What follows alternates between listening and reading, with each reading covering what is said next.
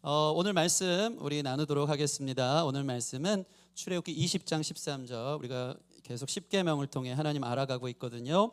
오늘 출애굽기 20장 13절 한 절 구절입니다. 여섯 번째 계명입니다. 함께 읽겠습니다. 시작. 살인하지 말라. 네. 오늘의 십계명 제6계명 살인하지 말라라는 말씀을 가지고 우리가 함께 주님의 깊은 의미와 뜻을 찾아갔으면 좋겠습니다. 오늘 본문은 매우 단순한 접근입니다. 내용도 명료합니다. 살인하지 말라라는 것이죠. 여러분, 이 말씀을 들으면 이렇게 생각하는 분 있어요. 목사님, 저는 그 말씀 들을 필요 없어요. 저는 지금까지 누구를 죽인 적이 없어요. 그리고 앞으로도 제가 확언하고 장담하는 제가 사람 죽일 사람은 아닙니다. 저에게는 이게 너무나도 강하고 투머치하고 저와는 맞지 않는 말씀인 것 같습니다. 생각할 사람도 있을 것입니다. 그러나 십계명은요, 하나님이 우리를 잘 아셔서 주신 말씀입니다. 그 명령은 단순하지만 십계명에 담겨 있는 이 정신은요, 성경 전체의 엑기스와 같습니다. 성경 전체의 역사와 기록 속에서 우리가 누구였는지를 폭로하고, 그 과정 속에서 우리가 누군가를 살인하고 죽이고 그들을 살해하고 있는 부분에 있어서 벗어날 수 없는 죄인이라는 것을 성경은 우리에게 경고하며 절대로 살인하지 말라고 우리에게 이야기하고 있는 것입니다. 여러분, 오늘 이 말씀을 통해 그 정신, 그 의도를 깊이 이해하고 그 계명을 어겼던 우리 자신의 삶이 이웃을 향한 사랑으로 나아갈 수 있는 저와 여러분들 되어지기를 원합니다. 여러분, 먼저 이 살인하지 말라는 계명은 어떤 의미가 있을까요? 사실 성경에는요, 전쟁이나 폭력이나 살육의 이야기들이 많습니까, 없습니까? 엄청 많습니다. 심지어 구약 성경의 대부분은 전쟁과 살육의 이야기들이 엄청 판을 치고 있습니다. 심지어 이 모든 전쟁을 누가 명령하시죠? 하나님이 명령하십니다. 가나안 족속과 거민을 진멸하라. 그러면서 거룩한 전쟁이라고 얘기하면서 이 진멸하다는 것은요, 정말 구약의 하나님 참 잔인하게 여겨질 만큼 남자와 여자와 아이와 노인과 가축까지도 그냥 싸그리 다 죽여야 된다라고 말씀하고 있는 겁니다. 지금 아니, 하나님 살인하지 말라 그러놓고 하나님께서 이렇게 살인의 대명사가 되어 앞장서시면 어떡하느냐 이 말입니다. 그러나 이러한 전쟁은 하나님의 심판의 측면에서 충분히 정당화될 수 있습니다. 여러분, 하나님은 악을 심판하십니다. 여러분, 사람이 악랄해지면 악마보다 더하다고 합니다. 그 악마와 같은 사람들, 죄가 관영하여서 더 이상 사람됨을 포기한 사람들을 향해 우주의 질서를 잡는 주님의 정의 속에서 그들을 향한 공의의 심판은 마땅한 것이 되지 않을 수 없는 것입니다. 또는 하나님이 사랑하는 자신의 백성들을 보호하기 위해서라도 하나님은 그 질서를 잡으셔야 했던 것입니다. 여러분, 하나님께서 당신의 나라의 백성들을 악한 세력으로부터 막기 위한 장치가 바로 하나님의 심판이었다는 사실을 기억했으면 좋겠습니다. 보통 의사가 환자의 환부를 수술하기 위해 그 전에 무엇을 하죠? 파란색 장갑을 낍니다. 집사님 많이 껴보셨죠? 낍니다. 이 자체가 엄청난 의학용 살균 처리가 되는 건데, 그것으로도 깨끗한데 이 수술대 위에서는 의사는 어떡하죠? 그 장갑을 끼고 심지어 의학용 비누로 엄청 깨끗하게 닦습니다. 이 의학용 비누에는 살균제와 환자의 상처에 이 병균이 들어가서 그 환자의 상처를 부패를 막아주게 하는 TCC라는 성분이 아주 배합되어져 있다고 합니다. 엄청난 살균과 부패를 막는 장치로 씻고 또 씻고 하는 겁니다. 여러분, 한번 생각해 보십시오. 이 의사가 이 장갑에 환자의 몸에 감염되지 않도록 깨끗하도록 이 박테리아와 세균을 진멸하는 것은 맞는 겁니까? 틀린 겁니까? 정말 합당한 것입니다. 보호하기 위함입니다. 감염되지 않기 위함입니다. 만약에 이 의사가 너무 정이 많아요. 그래서 씻으면 아우 너무 불쌍해라, 미안해서 어떡하니, 박테리아, 이 세균들, 그런 의사가 있겠습니까? 없습니다. 씻고 또 씻는 거예요. 그게 환자를 보호하기 위한 필수적 장치인 것입니다. 그러므로 성경이 전쟁과 폭력을 무조건적으로 용인하는 것은 아니지만 반대로 폭력과 살인 모두를 나쁘다고 정의할 수는 없는 것입니다. 죄가 들어와서 이 세상에 판을 치지 못하게 하기 위한 하나님의 장치죠. 여러분, 국가를 한번 생각해 볼까요? 국가에는요, 경찰이 있습니다. 또는 군인이 있습니다. 그들은 어떤 사람인지 아십니까? 국가가 합법적으로 세우는 폭력 집단입니다. 제압합니다. 총을 들고 있습니다. 왜 그럴까요? 그걸 공권력이라고 합니다. 보호하기 위해서죠. 그렇기 때문에 이 정당성이 하나님의 심판의 측면에서 나쁜 사람은 그에 걸맞게 대응하라는 정의에 있어서 인간 사회에 너무나도 요구되어지는 하나님의 다스림이라는 것입니다. 그런 의미로 오늘 이 말씀을 하나님 이렇게 얘기하고 왜 이렇게 얘기합니까? 라고 편견 가운데 사로잡히는 분들이 없기를 원합니다. 그러면 어떤 의미가 있을까요? 이 살인하지 말라는 것은 그냥 물리적으로 누군가의 심폐 기능을 정지시키는, 더 이상 숨쉬지 못하게 하고 더 이상 살아있지 못하게 하는 그 의미가 아닙니다. 여기에는 엄청난 하나님의 마음이 담겨져 있는데, 살인하지 말라라는 것은 한 사람의 생명을 정말 소중하게 여기라는 하나님의 의미가 담겨져 있는 줄 믿습니다. 생명을 함부로 대하지 말라는 거예요. 여러분 옆에 있는 그 존재는 하나님의 생명입니다. 가벼운 존재가 아닙니다. 그 사람을 우리가 어떤 가치와 방식으로 대할 것인지에 대한 쟁점이 살인하지 말라라는 우리의 태도를 향한 하나님의 말씀이 되는 것입니다. 우리가 알다시피 지난 20세기는 대량 학살의 시대라고 부르고 있습니다. 세계 제1, 2차 세계대전이 있었죠. 히틀러의 나치즘으로 인한 유대인 대학살, 일본의 군부 중권의 파시즘, 햇살 정책, 햇빛 정책이라면서 얼마나 많은 사람들을 비참한 사륙으로 학살했는지 모릅니다. 심지어 폴포트에 의한 캄보디아, 여러분 킬링필드 사건 아시죠? 200만의 대학살, 자신의 혁명과 자신의 정치적인 부분들을 넣기 위해서 똑똑한 사람들을 다 죽였다고 합니다. 백인들, 손이 글을 쓸 수 있을 만큼 고운 사람들, 안경 낀 사람들. 우리 박성원 집사님 같은 분은 그때 그 당시에 있었으면 그냥 제1순위로 그냥 처형의 대상이 되어지는 것입니다. 한국에서 태어난 것을 기뻐하시기 감사하시기 바랍니다. 마오쩌둥의 천안문 사태라든가 레닌의 볼셰비키 혁명 같은 것들은 자신은 정당한 투쟁과 혁명이라는 이름으로 사실은 모든 사람들을 지푸라기로 많지도 못하게 생각한 함부로 대하는 방식의 엄청난 살인죄라고 우리는 이야기할 수 있는 것입니다. 하나님은 살인하지 말라는 계명을 통해 이토록 한 사람의 생명이 얼마나 고귀한지 인간의 존엄성을 우리에게 가르쳐주고 있는 것입니다. 그런 의미에서 한번 생각해 볼까요? 여러분, 강간도요, 성경에서는 살인죄와 맞다, 살인죄와 엄청난 교차점이 있다라고 이야기하고 있습니다. 왜요? 인간의 존엄성을 박탈한 일이기 때문에. 한번 볼까요? 신명기 22장 25, 26절 같이 한번 읽겠습니다. 앞에 있습니다. 신명기 22장 25, 26절 시작. 만일 남자가 어떤 약혼한 처녀를 들에서 만나서 강간하였으면 그 강간한 남자만 죽일 것이요 아무것도 행하지 말 것은 처녀에게는 죽일 죄가 없음이라. 이 일은 사람이 일어나 그 이웃을 쳐 죽인 것과 같은 것이라. 우리는 25절 말씀을 보면서 이거 너무 당연한 말 아닙니까? 강간한 남자만 죽이지 처녀에게는 아무 일도 행하지 말라는 것은 상식 아닙니까? 강간한 남자가 범죄자이기 때문에 그를 죽여야 되지 않습니까? 하겠지만 사실 이것은 고대 사회 하나님의 법에 있어서 다른 나라들과 비교할 때 엄청 파격적인 하나님의 의도고 하나님의 대안입니다. 왜 그런지 아십니까? 실제 고대 사회에서는요, 간음한 남자뿐만 아니고 간음을 당한 여자도 죽여야 된다는 고대 법이 있었던 겁니다. 그 상황에서 하나님은 인간을 보호하고 계시죠. 그런데 여러분 보십시오. 이 본문의 핵심은 뭐냐면 26절 마지막 보면 이 일은 사람이 일어나 그 이웃을 쳐 죽인 것 같은 것이라. 강간죄를 저지른 그 사람이 자기가 일어나 사람을 쳐 죽인 것과 같다라는 살인죄와 동등하게 지금 이야기하고 있는 것입니다. 살인과 같은 무게로 성경이 말합니다. 왜 그럴까요? 강간은 몸이 아닌 인간의 영혼을 죽이는 것이기 때문이죠. 여러분 한번 이 강간이라는 것을 당해본 사람들은요, 모든 삶 자체를 앗아간 것 같은 끔찍한 고통을 겪게 될 것입니다. 저희는 생각합니다. 보통 이 강간범들에 대한 사람들이 왜 그렇게까지 했을까? 그 사람이 성욕이 강해서 그랬을까? 여러분 그게 맞습니까? 아닙니다. 강간의 이유가 성욕이 있는 모든 사람들이 강간을 하는 건 아닙니다. 강간을 왜 하는지 아십니까? 교만 때문입니다. 교만. 사람을 존귀히 여기는 게 아니라 물건으로 여기는 거예요. 같은 수준이 아니라 하등하게 여기는 거예요. 희나 쉬로 보는 게 아니라 이스로 보는 거예요. 내 정욕을 만족시키기 위한 도구화하는 겁니다.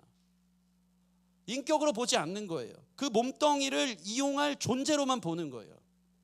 이것은 사람을 사람 이하로 보는 거기 때문에 살인죄와 같다라고 주님이 말씀하고 계신 것입니다. 오늘날 시대가 어떻습니까? 성이 도구화되고 상품화됩니다. 우리는 거기에 완전히 이 메시지에 사로잡혀서 머리가 마사지가 돼서 우리가 눈으로 보는 모든 미디어는 음란하고 폭력적이고 그것들을 취해도 되는 것처럼 이 전 세계 세대 이 암흑 거래 속에 큰 상권이 뭡니까? 세 가지가 뭐 무기, 그죠? 인신매매, 그 다음에 포르노입니다. 이게 다 상품화돼서 도구하고 그걸 가져도 된다, 내 마음대로 사용해도 된다라는 엄청난 이 사륙의 문화가 사실은 하나님의 통치라고는 볼 수 없는 그 모습들이 마귀의 통치와 세상이 이 땅을 지배하고 있다고 해도 과언이 아닌 것입니다. 우리는 그런 시대에 살아가고 있습니다. 여러분, 한국은 자살률이 부동의 1위입니다. 너무 속상하지 않습니까? 가슴이 처집니다. 너무 안타깝습니다. 우리나라 아이들이요, 안타깝게도 갑자기 캐나다 계신 분들이 참 부럽습니다. 우리나라 아이들이요, 각박한 삶의 현실 속에서 13년째 전 세계 자살률 1위래요. 아이들 죽는 이유가 교통사고가 아닙니다. 질병이 아닙니다. 스스로 살해하는 거예요, 자기를. 저는 이 부분에 있어서 물론 자살에 대해서 많은 이야기들이 있죠. 자살은 마치 암에 걸린 사람처럼 스스로 그것을 그 암덩이를 떼어낼 수 없어서, 극복할 수 없어서, 이겨낼 수 없어 죽을 수밖에 없는 질병이라고 판단합니다. 저도 그렇게 그 말에 동의합니다. 그러나 자기 스스로를 살해할 수밖에 만드는, 사실 20세기 대량 학살과 별반 다를 것 없는 이 시대를 한번 보십시오. 이 시대는 사람들을, 아이들을 죽이고 있습니다. 왜요? 아이들을 사람의 존재로 보는 게 아니고 도구로 보거든요. 점수로 보거든요. 등급으로 보거든요.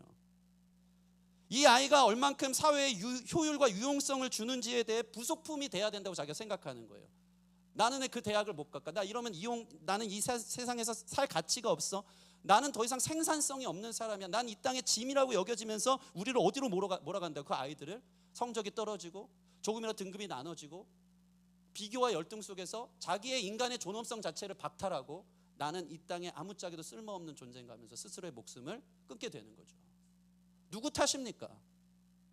모든 사회가, 사실은 인간이 다스리는 사회가 수많은 아이들을 자살인 것 같지만 살인으로 몰아가고 있는 흉악한 시대 속에 우리가 살아간다는 것입니다.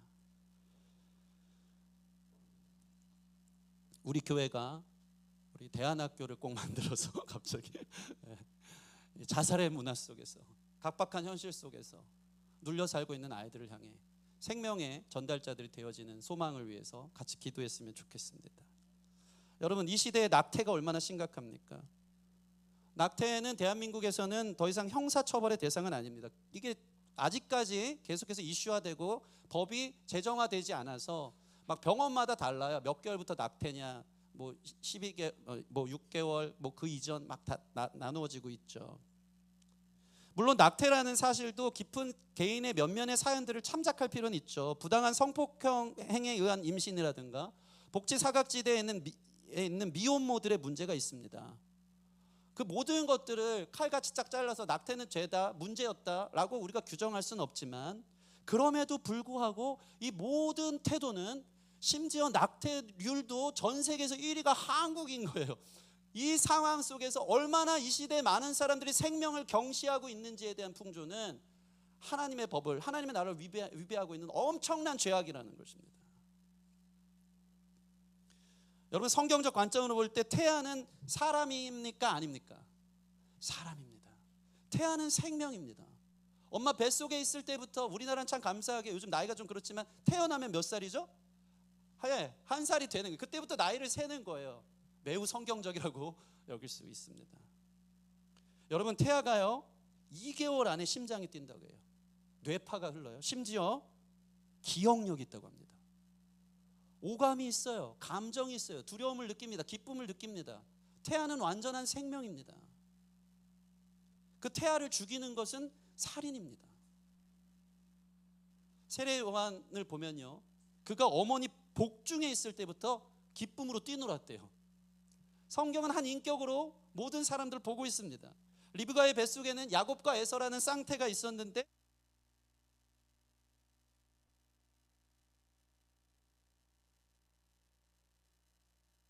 에서부터 서로 싸우고 있다. 엄청난 인격이죠.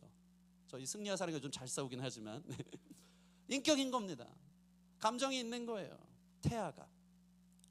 이사야 49장 1절 같이 읽겠습니다. 이사야 49장 1절 시작. 섬들아 내게 들으라. 먼 곳 백성들아 귀를 기울이라. 여호와께서 태에서부터 나를 부르셨고 내 어머니의 복 중에서부터 내 이름을 기억하셨으며. 아멘. 이게 주님이 우리에게 가르쳐 주시는 생명의 소중함, 태아의 소중함의 근거가 되는 말씀입니다. 여러분, 태아는 사람입니다. 엄연한 인격체입니다. 오늘날 수많은 사람들이, 우리나라는 저출산도 1위 아닙니까? 아이 낳는 것을 어떻게 여기죠? 속박으로 여깁니다. 내 인생의 모든 것이 끊긴다고 여겨집니다. 그런데 하나님이요, 참 사람에게 어떤 본능을 주셨는지 아십니까? 돌봄 본능을 주셨어요. 제가 아이를 낳고 지금 둘째까지 낳았는데 절대 안 낳을 거예요. 셋째 얘기를 그렇게 하는 거예요. 너무 심심하지 않아요? 아니, 그때 지지고 볶고 애기 키우는 거 너무 힘들죠. 가장 고통스러운 순간이었는데 항상 하는 소리가 제일 행복했다는 거예요. 아이를 돌보고 그 사랑스러운 눈빛을 보고, 힘들지만 아홉은 힘들어 죽겠어도 그 하나의 아이의 미소만 보면 막 인생을 다 얻은 것 같고, 이 아이가 성장하고 자라가고 키우는 이 하나님이 다스리고 돌보라는 이 명령 안에서의 누리는 그 삶이 너무 행복했던 것이죠. 그런데 오늘날 많은 사람들은 어떻죠? 그 돌봄 본능을 어디로 쏟고 있습니까? 반려동물. 인간을 낳는 부분에 있어서는 속박이라 여기고, 내 말을 가장 잘 듣는, 여러분 그러나 오해하지 마십시오. 고양이는 말을 잘 안 듣습니다. 그럼에도 불구하고 동물 본능을 갖고, 이 돌봄 본능을 갖고 고양이든지 개든지 반려동물을 가져다가 대신 충족하고 있는 시대입니다. 저는 여러분들이 반려동물을 사랑하는 마음을 정죄하고 있는 게 아닙니다. 그러나 문제는 개와 고양이는 자기 아기처럼 대하면서 정작 뱃속에 있는 진짜 아기는 죽여도 된다고 생각하는 이 사육 문화가 우리에게 엄청나게 숙고해야 되는 부분이라는 것입니다. 동물을 소중히 여기면서 생명을 너무나도 하찮게 여기고 있는 이 시대의 문화는 말 그대로 살인죄가 적용되어지는, 하나님의 법을 위법하는 행위가 되어지는 것입니다. 우리는 이런 이야기를 들으면서 목사님 꼭 그렇게까지 접근해야 되나요? 살다 보면 정말 왜 사람을 효율과 기능의 대상으로 이해하면 안 되죠? 너무 몰아붙입니다 라고 얘기하는 분도 있을 거예요. 분명히 사람도 열등한 존재가 있던데요, 심지어는 불필요한 존재가 있던데요, 그 모두를 똑같이 대우할 필요가 있느냐고 저한테 반문하는 분이 있을 것입니다. 여러분, 우리 한번 생각해 봅시다. 우리는 왜 인간의 존엄성을 생각하고 생명을 중시해야 하는 이 정신을 가져야 됩니까? 사실 생명 중시 풍조는 기독교에만 있는 것은 아닙니다. 그렇죠? 여러분, 범신론 사상이 뭔지 아십니까? 영화 아바타 많이 보셨죠? 재밌죠? 거기처럼 생명을 소중하게 여기는 사람들이 없습니다. 일종의 애니미즘이라고 합니다. 자연과 사물에 영혼이 있다고 보는 거예요. 그렇기 때문에 다 연결되어져 있기 때문에 소중하게 생명을 중시하죠. 불교는 어떻습니까? 생명을 소중히 여깁니까? 안 여깁니까? 엄청 소중히 여기죠. 지나갈 때도 막 개미 한 마리도 밟으면 큰일 난다고 합니다. 왜 그렇죠? 불교는 윤회 사상이 있는 거예요. 자신의 업보에 따라 전생에 어떻게 살았는지에 따라 이 생에 어떻게 태어나는지에 대한 엄청난 신앙이 있습니다. 그래서 이 땅에 그 사람이 이전에 사람일 수 있는데 곤충으로 지금 태어난 것뿐이다, 도롱뇽으로 태어난 것뿐이다 하면서 살생을 금지합니다. 그렇다면 우리 기독교 세계관 안에서, 기독교 윤리관 안에서 우리는 어떤 방식으로 사람을 대하는 것이 생명을 존중하는 근원과 정신이 되느냐 이 말입니다. 그것은 뭡니까? 우리 말씀 한번 볼까요? 정확하게 이렇게 하나님 우리가 말씀하십니다. 창세기 9장 6절 같이 읽겠습니다. 창세기 9장 6절 시작. 다른 사람의 피를 흘리면 그 사람의 피도 흘릴 것이니 이는 하나님이 자기 형상대로 사람을 지으셨음이니라. 아멘. 따라합시다. 하나님이 우리를 하나님의 형상대로 지으셨기 때문입니다. 그게 기독교 근원 뿌리의 생명을 소중하게 존귀하게 여겨야 되는 가치가 되는 거예요. 여러분은요, 이 땅의 부속품도 아니고 이 땅의 기능이나 도구도 아니고 하나님의 형상입니다. 하나님과 동등히 여겨지는, 하나님을 닮은, 이 온 우주를 다 갖다 줘도 바꿀 수 없는 것이 소중한 생명, 그게 바로 저와 여러분인 줄 믿습니다. 옆 사람한테 고백할까? 당신은 하나님의 존귀한 형상입니다. 얼마나 소중합니까? 하나님처럼 고귀한 존재입니다. 결코 기능화 도구화 될 수 없습니다. 하나님의 숨결이 담겨져 있습니다.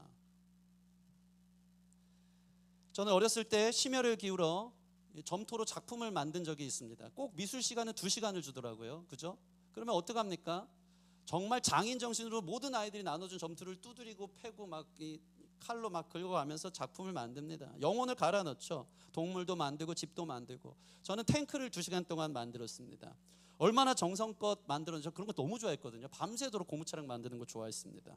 내가 정말 잘한다, 영혼을 담아서 체인에 막 무늬를 막 달고 물통도 달아놓고 포신과 군인도 딱 운전수로 세워놓고 멋진 작품을 만들어낸 거예요. 그리고 나서 선생님이 그 작품을 반복도에 전시해 주시기 시작했습니다. 그때부터 공부가 안 돼요.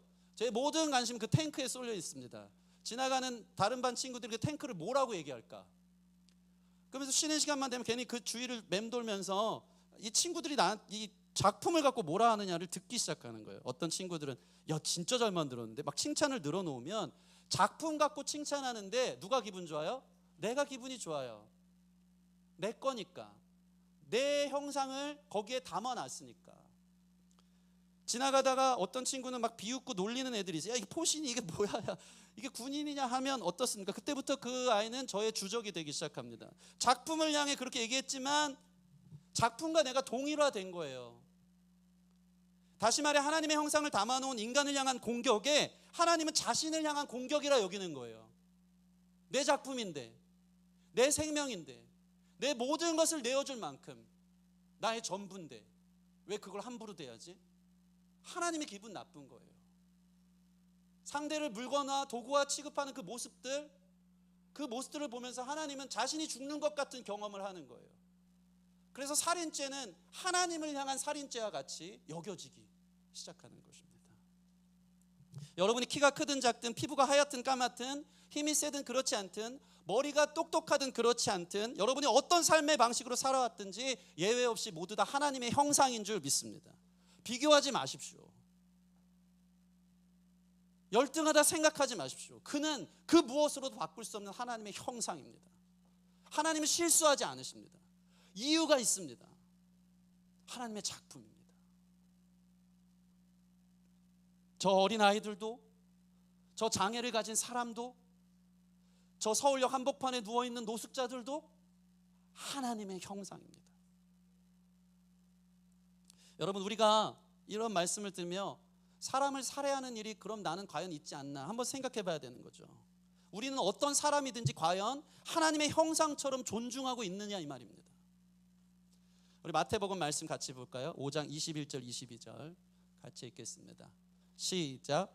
옛사람에게 말한 바 살인하지 말라. 누구든지 살인하면 심판을 받게 되리라 하였다는 것을 너희가 들었으나 나는 너에게 이르노니 형제에게 노하는 자마다 심판을 받게 되고 형제를 대하여 나가라 하는 자는 공회에 잡혀가게 되고 미련한 놈이라 하는 자는 지옥불에 들어가게 되리라. 여러분, 이 본문은 신약에 예수님께서 이 살인하지 말라, 살인하면 심판을 받게 되리라는 이 살인에 저촉되는 구체적 내용을 22절에 말하는데, 형제에게 노하는 자마다 심판받게 된대요.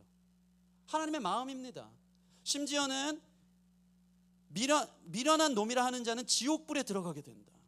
살인죄로 여깁니다. 그런데 여기서 중간에 보면 이 부분에 우리가 집중하고 싶은데, 형제에 대해서 라가라 하는 자는 공회에 잡혀가게 된다는 거죠. 이 라가가 무슨 뜻인지 아십니까? 히브리인들의 욕입니다. 이 라가라는 뜻은요, 가치 없다라는 뜻인데, 이걸 욕처럼 찰지게 표현하자면 넌 아무것도 아니야 라는 의미예요. 사실 한국 욕이 더 찰지긴 하지만 히브리 욕 중에 욕은요 이거예요. 이 아무것도 아닌 놈이, 그게 라가라는 뜻이에요. 이 아무짝에 또 쓸데없는 놈이. 우리가 다른 사람을 대할 때 이러한 욕을 합니까 안 합니까? 저 사람은 우리 공동체에 없어졌으면 좋겠어. 교회 안에서도 소그룹을 하면 좀 매력 있고 재밌게 얘기하는 사람들의 이야기는 우리가 듣기를 원하지만, 왜 그런지 그 사람만 얘기를 하면 길어지고 재미 하나도 없고 분위기 다 깨고, 우리 속으로, 우리는 교양이 있기 때문에 대놓고 아무것도 아닌 이렇게 얘기는 안 합니다. 웃으면서 대처하면 속으로 저 사람 좀 없어졌으면 좋겠어. 또 분위기 깬다. 그 욕을 하고 있는 게 우리 아니냐 이 말입니다. You nothing, 넌 아무것도 아니야 라는 이 교만한 태도가 사실은 수많은 사람들을 살해하고 있는 겁니다. 교회 안에서, 그 한복판 안에서. 하나님은 우리를 everything, 모든 것이라고 말하시지만 우리가 뭔데 그를 nothing이라고 취급합니까? 살인이 우리 삶에 얼마나 가깝습니까?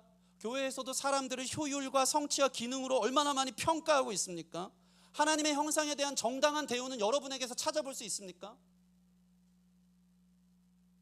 여러분, 예수님은 우리를 어떻게 대하셨습니까? 한 번도 기능이나 도구로 대하지 않으셨습니다.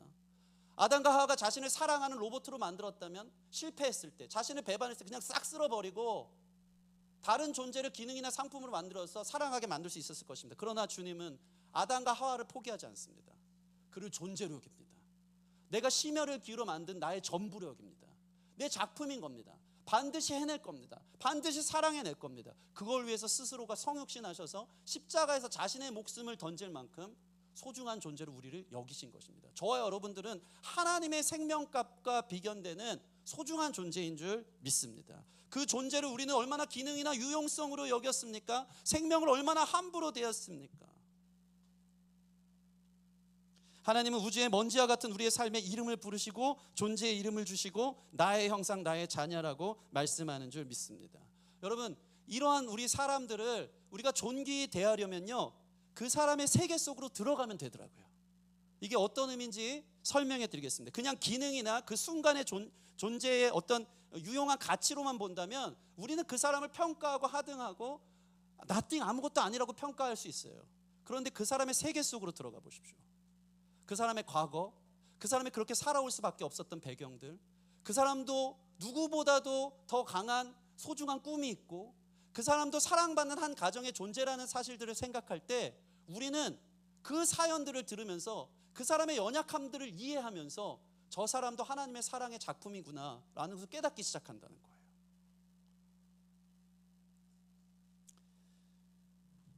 저희 사모님이 엄청 동물을 사랑합니다.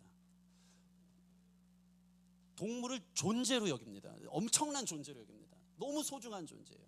어느 수준이냐면 이렇게 그 동물 병원만 가면요, 사실 유기묘 유기견들이 막 있어요. 그러면 그 아이들의 뒷조사를 합니다.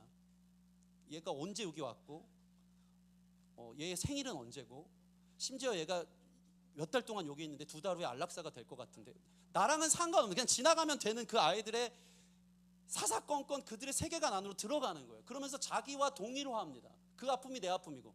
그러면서 집에 와서 그 뚱냥이 제발 입양해야 돼. 너무 불쌍해. 어떻게 막 울어요. 그럼 저는 티가 됩니다. 말도 안 되는 소리 하지 말라고. 당신이 모든 걸 책임질 수 없다고. 그거는 책임질 수 없는 너무나도 감정적인 생각이라고. 좀 우리 상황을 좀 보라고. 그랬다가 다시 갔어요. 뚱냥이가 다른 데 입양됐다고 합니다. 눈물 흘리면서 고마워하는 거예요. 막 그래서 감사합니다. 그런데 또 다른 존재에게 들어가더라고요. 어떤 쬐끄만 고양이를 향해서 또 한 마리가 온 거예요. 그럼 얘는 얼굴 봐. 지금 나에게 꽂혔어. 얘는 지금 내 눈빛을 봐봐. 나를 너무 사랑해. 나도 얘가 너무 좋아. 하면서 그 존재를요, 그 이야기 속으로 들어가더니 그 존재를 존재로 여기기 시작하는 거예요. 그러면서 그를 이해합니다. 예수님이 사람을 쓸모없는 존재로 보지 않고요, 도구화하지 않고요, 이 땅에 성육신하셔서 우리의 삶의 모든 부분을 동정하고 채우라기 위해서 우리의 세계관 속으로 들어오신 분입니다.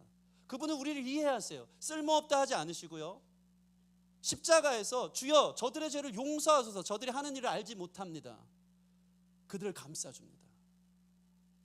그들을 향해 자신의 것을 내어주면서 소중한 생명이라고, 하나님의 형상이라고 회복시키기까지 책임집니다.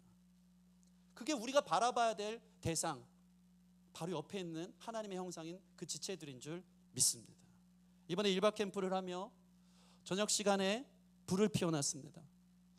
우리 조은희 집사님이 문자를 통해서 도대체 그 불을 어디서 한다는 거죠? 실내에서 해냈습니다. 할렐루야.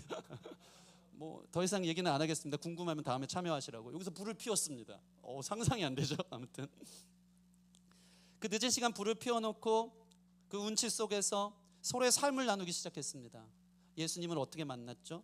당신이 가장 기쁠 때와 슬플 때는 언제죠? 당신은 기쁨의 길 어떻게 생각합니까? 당신의 인생 찬양은 뭐죠? 개인의 세계를 나누기 시작할 때 참 놀라운 것은 그 짧은 몇 분의 시간 몇 마디만으로도 그 지체가 소중한 영혼으로 다가오기 시작했다는 겁니다. 이전에는 그저 새신자가 교회에 와서 그저 머릿수를 채워주는 기능이나 효율로 봤다면, 오늘도 왔다 가는구나, 그냥 몇 명 중에 한 명이구나 했다면, 그 사람의 짧은 이야기를 듣고 나서 모든 존재가 들어오는 거예요. 그 존재가 얼마나 소중한지 그 존재에 우주가 들어오는 거예요. 엄청난 사랑과 사연과 인도함과 꿈에 있는 존재구나. 여러분, 사람을 존중하며 그 사람을 존귀히 대할 때는 그 사람을 이해할 수 있도록 그 사람의 세계 속에 들어가면 됩니다. 그러면 그럴 수 있다는 것을 이해하기 시작하고, 그 또한 얼마나 하나님의 사랑받는 존재인지에 대해서 하나님의 형상을 회복하여 보게 될 줄 믿습니다. 우리 기쁨의 교회가 그러한 교회가 되기를 주님의 이름으로 축원합니다. 하나님이 우리를 대우하는 방식대로 사람의 시선을 보십시오. 우리 교회 안에 더 이상 미움이나 너는 아무것도 아니다라는 시선이나 편견이나 이런 모든 사륙죄의 죄와 같은 모습들이 떠나가기를 소원합니다. 교회는 하나님의 형상이 회복되어져야 되는 곳이고, 그렇게 꺼져가는 등불을 끄지 않고 뭡니까? 상한 갈대를 꺾지 않으시는 그 모습으로 서로를 존대하며 바라봐야 하는 것입니다. 여러분, 그렇게 보실 수 있으시겠죠? 속으로 파면서 저 눈치 없는 애 또 왔다, 저 사람만 아니면 참 좋겠다, 예배하면서. 왜 교회에 항상 그런 사람들이 있을까요? 하나님의 형상으로 보라는 겁니다. 그 사람 속으로 들어가서 얼마나 존귀한 존재인지를 보기를 원합니다. 수많은 범죄자들이 그 사람을 물건으로 도구할 때는 쉽게 범죄하지만, 한 번만 생각해 볼까요? 그 딸이, 그 여성이 얼마나 가정에서 사랑받은 한 명의 소중한 인격인지를 생각한다면 그렇게 할 수 없는 거죠. 그 관점을 통과해서 우리 교회 안에 형제 자매를 보면서 너무나도 소중한 존재로, 꿈이 있는 존재로, 하나님의 형상을 담은 존재로 보고, 그렇게 천국 공동체를 만들어갈 수 있는, 우리 교회 안에는 더 이상 살인죄가 없는 하나님 나라를 만들어갈 수 있는 그런 기쁨의 교회 되기를 주님의 이름으로 축원합니다. 우리 같이 찬양하고 기도하는 시간 갖겠습니다.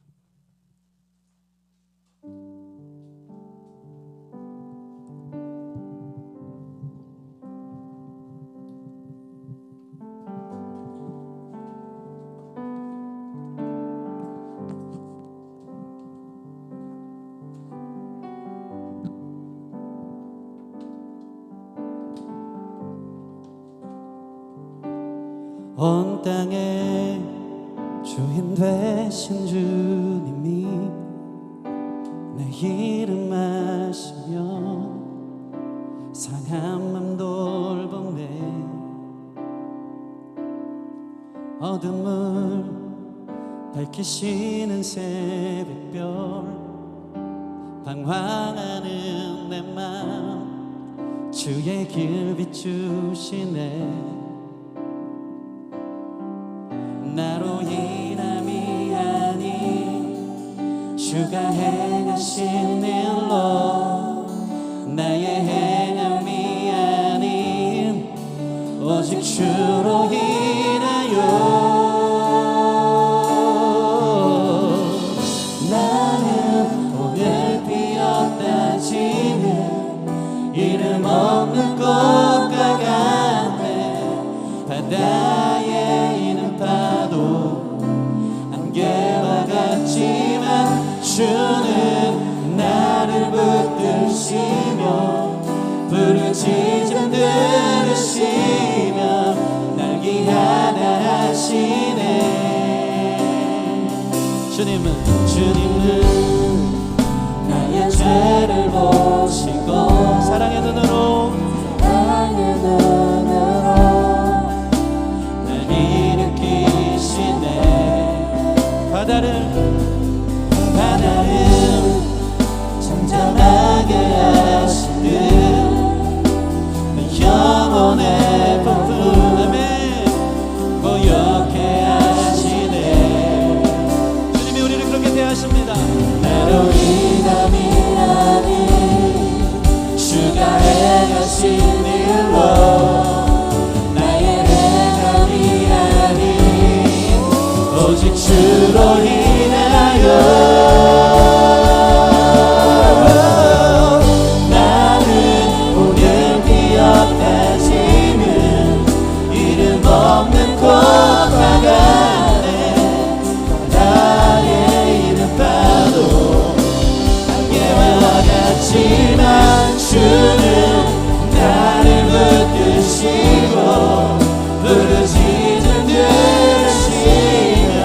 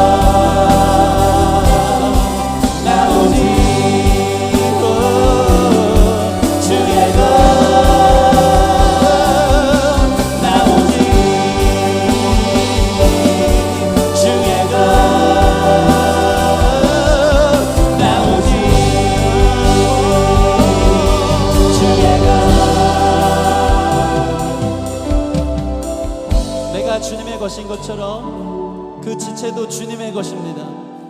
그 사람도 주님의 것입니다. 무엇으로도 바꿀 수 없는 고귀한 하나님의 형상이며 생명이며 존엄하며 존귀함을 받을 만한 마땅한 생명인 줄 믿습니다. 그 사람의 삶의 가치가 마치 5만 원짜리 지폐가 구겨져 있고 하수구에 있어도 그 가치가 떨어지지 않듯 주님의 생명으로 살려낸 가치인 줄 믿습니다.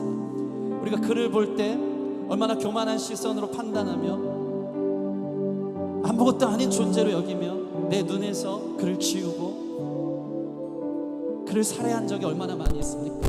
하나님, 우리 교회가 하나님 나라 되게 해주시고 우리의 삶이 이웃을 대할 때, 사람을 대할 때 그 누구도 함부로 대하지 않고 존귀한 생명으로 대하게 하여 주시옵소서. 너무 소중한 하나님의 사람으로 대하게 하여 주시옵소서. 그 안에서 그의 삶의 세계관 속으로 들어가 그 이야기를 듣고 그 또한 얼마나 사랑받은 사람이고 얼마나 주님이 사랑하는 사람인지 듣고 깨닫고 소중하게 한 몸으로 여길 수 있는 그러한 사랑의 공동체가 될 수 있도록 주님이 나에게 하신 것처럼 나도 그를 그렇게 그런 시선으로 대할 수 있도록 이끌어 달라고 우리 회개하며 특별히 이 나라의 사륙의 문화와 죄악들을 주님 앞에 토해내며 우리 같이 기도하는 시간 갖도록 하겠습니다. 함께 기도하겠습니다.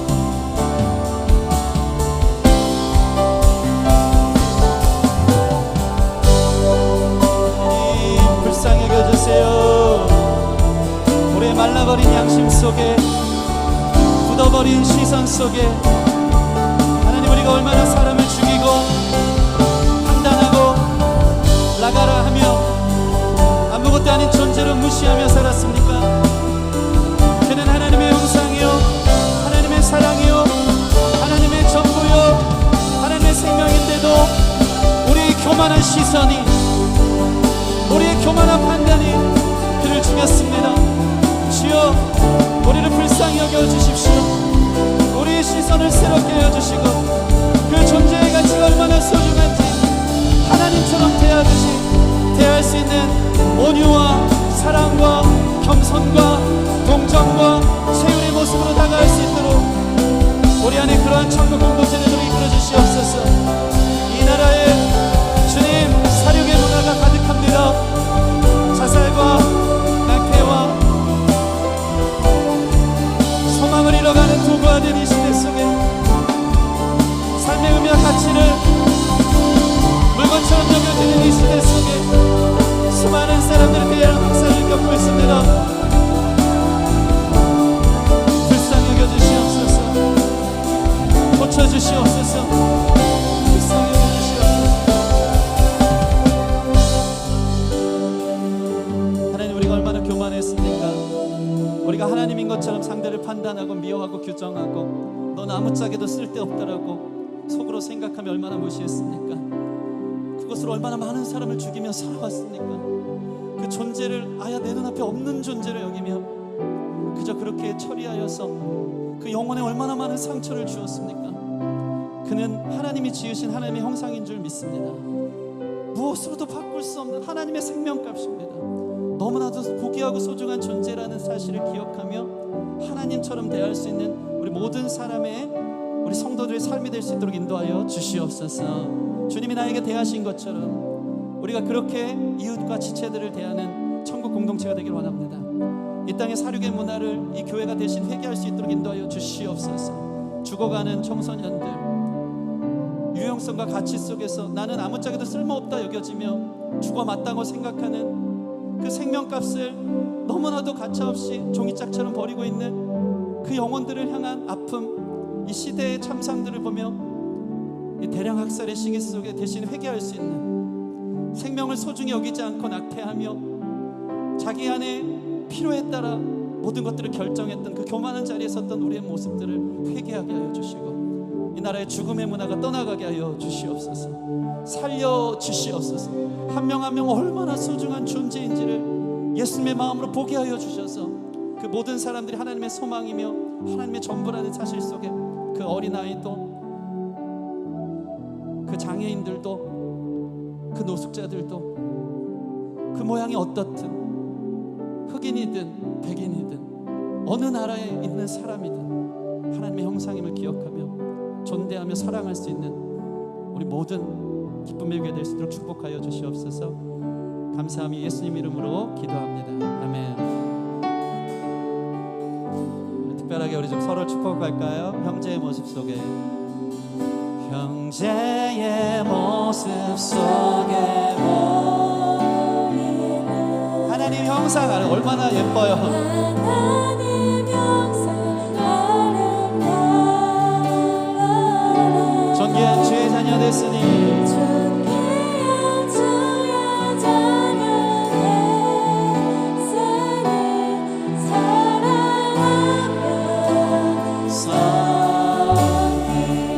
하나님의 사랑의 시선으로 그 사람을 바라보며 형제의 모습 속에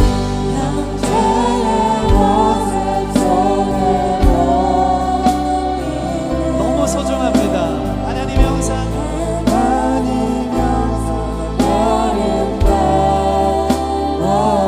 존귀한 주의 자녀 됐으니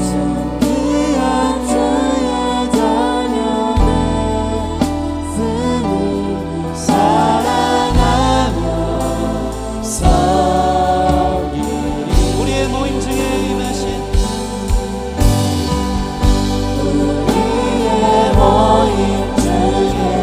이 형상들 가운데 하나님이 임하십니다. 하나님의 영광 아름다움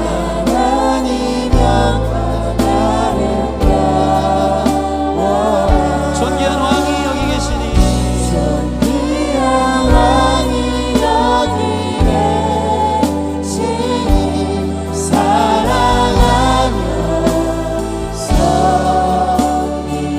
사랑하며 우리 옆 사람에게 이렇게 고백합시다. 그 누가 뭐라 그래도 당신은 너무나도 소중한 존재입니다. 누가 뭐라 해도 당신은 너무나 소중한 존재입니다. 한 번 더. 그 누가 뭐라 그래도 당신은 하나님의 형상입니다. 누가 뭐라 해도 당신은 하나님의 형상입니다. 한 번 더 인사하실 때 오늘따라 너무나도 아름다워 보입니다. 이렇게 인사해요. 한 번 더 뒤에 분들 보시면서 오늘따라 너무 존귀해 보입니다. 아멘. 여러분 우리의 시선이 달라졌습니까? 네, 하나님의 시선으로 우리 서로를 이웃을 사랑하고 대할 수 있는 우리 모든 성도들 기쁨의 교회 되었으면 좋겠습니다. 이제 다 같이 자리에서 일어나셔서 결단에 찬양하고 봉헌하고 축도로 예배 마치겠습니다.